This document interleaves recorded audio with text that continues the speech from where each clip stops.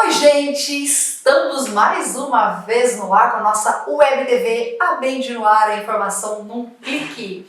Converso hoje com Jorge Armando, que é engenheiro mecânico da Eletronuclear e trabalha numa atividade muito interessante que é o gerenciamento do envelhecimento dos ativos. Vamos entender direitinho como é que funciona isso aí?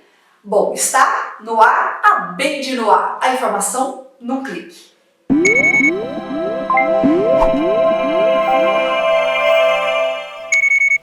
Tudo bem, nosso querido Jorge? Muito obrigada pela sua participação. Eu queria que antes da gente começar, antes da gente entrar propriamente no assunto, se apresenta um pouco melhor para a gente quem é Jorge. Oi, Alexandra, tudo bem? Obrigado pelo convite.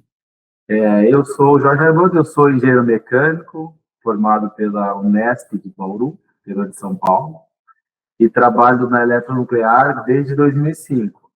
Então, esse ano completei 20 anos do setor nuclear. Iniciei minha carreira na área de inspeção em serviço e ensaios e não destrutivos. Segui, me formei como operador de reator, trabalhei na operação.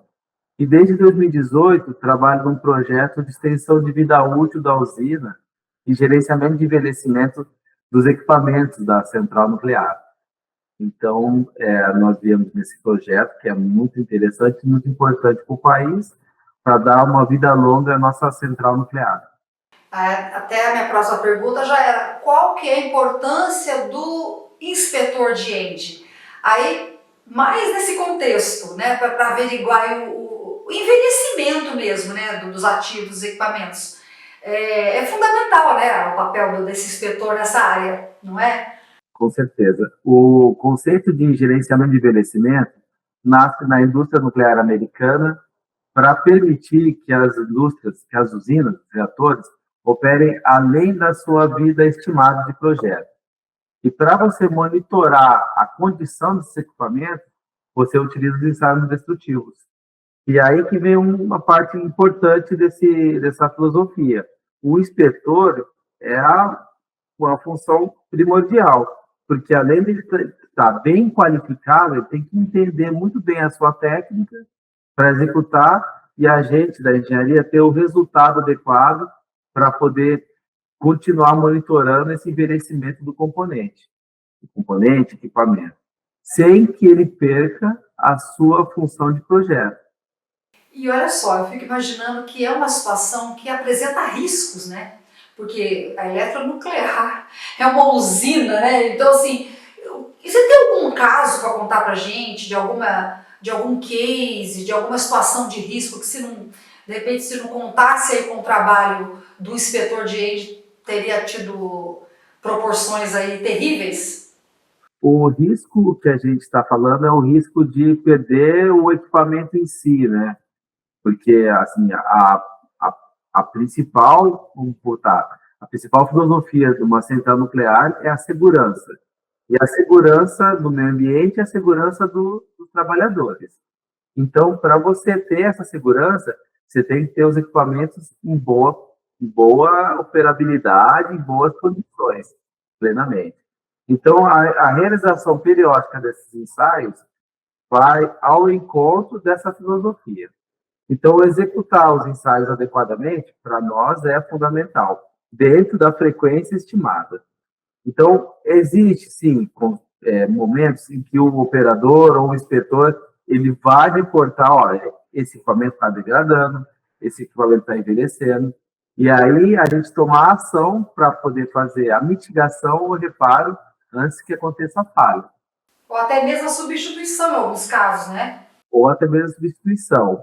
A substituição pode ser via o inspetor ou via várias informações de usinas e centrais, que a comunidade ela é muito unida e existe até exigências que a gente divulgue esses eventos, e aí vai construindo aquele conceito, opa, esse tipo de material para essa aplicação requer uma monitoração mais frequente e você tem que substituir ele para evitar que ele falhe. Então, um exemplo muito famoso na indústria nuclear foi a utilização da liga de Inconel 600, que ela foi largamente empregada nos anos 70 para fazer a conexão entre aço carbono e aço inoxidável, e com a operação, verificou-se que ela é suscetível à corrosão sob tensão. Como a gente verificou isso? Através da inspeção visual, e aí, através da inspeção por ultrassom. Então, com isso, a indústria se mobilizou e começou-se a substituição preventiva desses equipamentos que estavam sob risco. Então, isso nasce do olhar do operador, do inspetor, e junto com a engenharia. E, Jorge, na hora de contratar, a certificação profissional é um fator determinante na eletronuclear? É um fator mandatório. Então, o inspetor tem que estar qualificado de acordo com as normas da CNEM 1.17, que ela reconhece tanto a qualificação ASNT como a nossa certificação SNQC. Caso esse inspetor venha de um país estrangeiro, então a gente exige que as certificações sejam compatíveis com as normas ISO 9712 ou equivalente. Então a gente está bem alinhado com o que a gente pratica aí no nosso sistema nacional SNQC. E como é que você vê o futuro dessa área, na área de inspeção? Você tem percebido muita evolução nos equipamentos? Você tem percebido que o profissional tem acompanhado essa evolução? Ele tem se mantido ativo no mercado para poder dar conta? Porque a gente sabe que as ferramentas de ensaios não destrutivos, elas vêm evoluindo, elas vêm mudando, né, sendo aprimoradas tecnologicamente. Você percebe, como contratante no caso, que está tendo uma equiparação boa nisso? Profissional com equipamento? O que eu percebo, Alexandre, é que a eletrônica avançou muito dentro desses equipamentos. E a eletrônica, ao evoluir, você tem que evoluir junto o treinamento e a qualificação do inspetor, para ele poder interpretar adequadamente os dados que ele está vendo. A gente percebe, por exemplo, que no passado utilizava-se muito ultrassom manual, hoje o Phased Array ele é o mais indicado. E ele facilita a vida do operador na hora de interpretar uma falha. Porém, se ele não estiver plenamente qualificado e treinado para usar o equipamento, ele vai ter dificuldade. Mas não só no ultrassom, mas também na área de inspeção visual ou uso de inteligência artificial. O CONAENG foi uma experiência ímpar há 2 meses atrás, um mês atrás, porque a gente viu o quanto que essa área se desenvolveu. Então, os dados que a gente avaliava manualmente, hoje, uma inteligência artificial pode ajudar a gente a dar a resposta em tempo real se o resultado de uma inspeção identificou uma falha ou algum defeito. Então, eu vejo essa área de tecnologia de informação, inteligência artificial, ela evolui muito rápido, e se um inspetor não ficar atento e update, ele pode ficar obsoleto. Você acha que hoje o maior desafio para o inspetor é ter essa percepção? É o que eu vejo para o futuro. Ter essa percepção e se preparar para isso. Mas não só o inspetor, aí vai um pouco da indústria e das associações de fazer esse movimento para poder preparar a própria indústria para essa era da indústria 4.0 que já chegou, né? E como é que estão as atividades na eletronuclear? Quais são os planos de expansão da empresa? A eletronuclear está na expectativa de Angra 3. A nossa última avaliação foi um relatório do BNDES, informando ao governo qual que seriam os custos para parar ou desmobilizar a obra, que ele fala desmantelar e trazer o site para condições originais, ou retomar a mesma obra e concluir a usina, que vai agregar ao setor elétrico nacional 1,4 gigawatts de energia firme de base.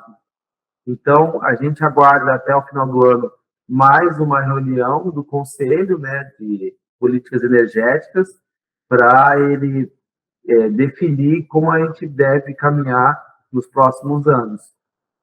Mas não só isso, Alexandre, a gente também tem um movimento interno aqui do setor sobre os SMRs.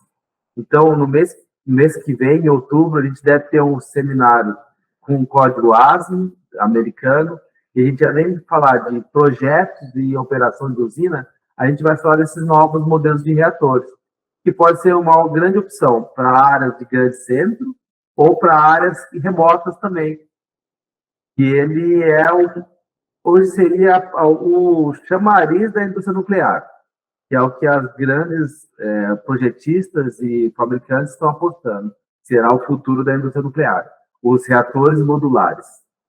Bom para o mercado, bom para os profissionais. Bom, infelizmente, temos que encerrar nosso bate-papo, nosso tempo acabou, mas muito obrigada pela sua entrevista, por esse conteúdo riquíssimo aqui com a gente. Muito em breve a gente se vê de novo aqui na nossa Web TV. Eu que agradeço e foi um prazer participar dessa entrevista. E obrigada a você também que ficou conosco até agora. Vou mais uma vez pedir o seu like aí para ajudar a gente a alcançar mais pessoas com o nosso programa. Inscreva-se no nosso canal se ainda não fez isso, dá sua sugestão de pauta. Vai nos comentários aí, coloca aí o que você quer ver a gente conversando aqui no meu sofazinho, qual o assunto que você acha mais importante, quem que você quer ver aqui conversando comigo, sendo entrevistado, tá bom? Eu conto aí com o seu apoio. Mais uma vez agradeço a sua companhia, um grande abraço, fique com Deus e até a próxima edição. Tchau, tchau.